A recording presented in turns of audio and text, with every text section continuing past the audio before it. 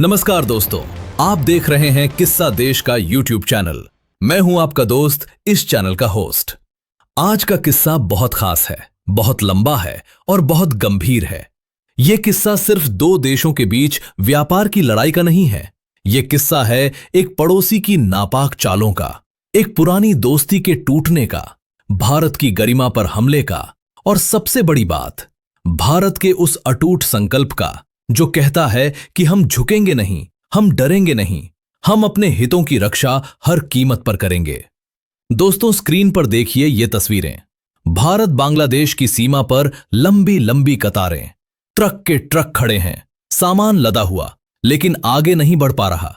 गोदामों में माल पड़ा सड़ रहा है, निर्यातक परेशान, आयातक चिंतित। ये कोई पुरानी तस्वीरें नहीं हैं, ये जनवरी 2026 की कड़वी सच्चाई है। ये वो तस्वीरें हैं जो बताती हैं कि पड़ोसी देश बांग्लादेश ने भारत के साथ आर्थिक युद्ध छेड़ दिया है।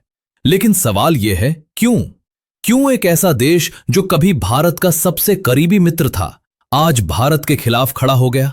क्यों वो देश जिसे हमने 1971 में अपनी जान पर खेलकर आजादी दिलाई, आज हमारी पीठ में छुरा घोंपने की कोशिश कर रहा है? क्यों वो देश जिसकी अर्थव्यवस्था भारत पर इतनी निर्भर है कि बिना भारत के वो एक दिन भी नहीं चल सकता, आज भारत को चुनौती दे रहा है? चलिए दोस्तों, इस किस्से को शुरू से समझते हैं। दोस्तों, याद कीजिए 1971 का युद्ध, वो वक्त जब पाकिस्तान ने पूर्वी पाकिस्तान पर अत्याचार किए, लाखों लोग मारे गए, लाखों शरणार्थी भारत आए। भारत ने न सिर्फ उन्हें पनाह दी, बल्कि अपनी सेना भेजकर बांग्लादेश को आजाद कराया। हमारे जवानों ने अपना खून बहाया, लाखों परिवारों ने अपने बेटों को खोया, और नतीजा, बांग्लादेश का जन्म, एक नया देश जो भारत का सबसे अच्छा दोस्त बना। शेख मुजीबुर रहमान से लेकर शेख हसीना तक रिश्ते मजबूत रहे। भारत ने बांग्लादेश को हर कदम पर मदद की, ट्रांजिट सुविधाएं दी, अपने पोर्ट्स खोले, सस्ता सामान दिया, बिजली दी, डीजल दिया, दवाइयां दी। बांग्लादेश की गारमेंट इंडस्ट्री खड़ी करने में भारत का बड़ा हाथ था। हमारा यर्न, हमारा कपड़ा, सब वहां जाता था। और बदले में हमें क्या मिला? एक पड़ोसी जो हमेशा मुस्कुराता था। लेकिन दोस्तों, कहते हैं ना, वक्त बदलता है और लोग भी। शेख हसीना के जाने के बाद सब कुछ बदल गया। अंतरिम सरकार आई और उसके साथ आए वो तत्व जो भारत को कभी पसंद नहीं करते थे, कट्टरपंथी संगठन। वो लोग जो हिंदू अल्पसंख्यकों को निशाना बनाते हैं, मंदिर तोड़े जाते हैं, घर जलाए जाते हैं, औरतों पर अत्याचार होते हैं। और भारत चुपचाप देखता रहा? नहीं दोस्तों, भारत ने आवाज उठाई। लेकिन बदले में क्या मिला? भारत विरोधी नारे, सोशल मीडिया पर बॉयकॉट इंडिया की मुहिम, और अब व्यापार युद्ध। दोस्तों, ये युद्ध रातों रात नहीं छिड़ा, ये धीरे धीरे तैयार हुआ। बांग्लादेश ने पहले छोटे छोटे कदम उठाए। भारतीय यर्न पर लैंड बॉर्डर से रोक, प्याज के नए परमिट बंद, अनाज दवाइयों पर पाबंदियां। वो सोचते थे कि भारत चुप रहेगा, भारत सहता रहेगा, लेकिन गलती हो गई। भारत ने जवाब दिया, और क्या जवाब दिया? ट्रांसशिपमेंट सुविधा रद्द। पहले बांग्लादेश अपना सामान भारतीय सड़कों और बंदरगाहों से नेपाल, भूटान या दुनिया के दूसरे देशों तक भेजता था। अब वो रास्ता बंद। बांग्लादेशी गारमेंट्स, जूट, दूसरे प्रोडक्ट्स अब सिर्फ समुद्री रास्ते से, और वो भी सिर्फ कुछ चुनिंदा पोर्ट से। नतीजा, सामान की लागत बढ़ गई। दिन भर ट्रक बॉर्डर पर खड़े रहते हैं, निर्यातक एकदम ठप हो रहा है। दोस्तों सोचिए, एक आम बांग्लादेशी निर्यातक की हालत।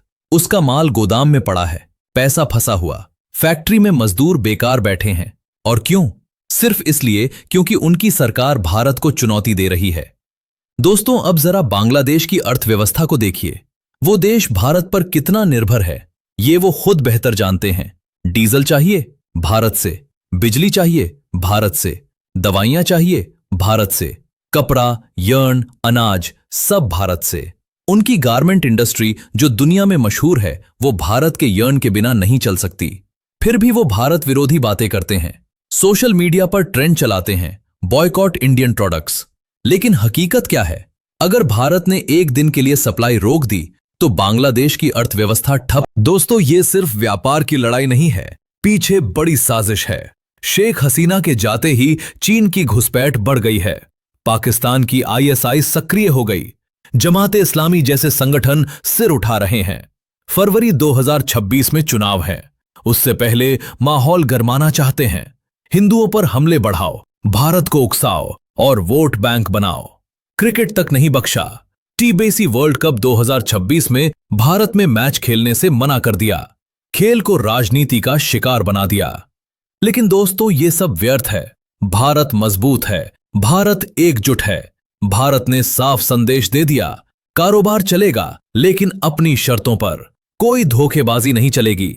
अगर जरूरत पड़ी तो और सख्त कदम उठेंगे। बॉर्डर पर सुरक्षा बढ़ेगी, अवैध घुसपैठ रोकी जाएगी। दोस्तों सोचिए, अगर ये युद्ध और बढ़ा तो क्या होगा? बांग्लादेश की लाखों नौकरियां जाएंगी, उनकी अर्थव्यवस्था डगमगाएगी, वो एलडीसी स्टेटस भी खोने वाले हैं। तब उन्हें भारत जैसे देशों की जरूरत पड़ेगी।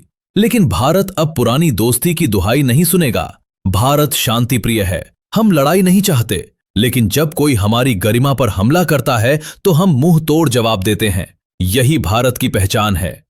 दोस्तों, ये किस्सा अब खत्म होता है, लेकिन सवाल बाकी हैं। क्या आपको लगता है कि भारत को बांग्लादेश के साथ व्यापार और कम कर देना चाहिए या बातचीत से रास्ता निकालना चाहिए? क्या बांग्लादेश को अब कड़ा सबक सिखाने का वक्त आ गया है? क्या चीन और पाकिस्तान की साजिश को बेनकाब करने के लिए और कदम उठाने चाहिए?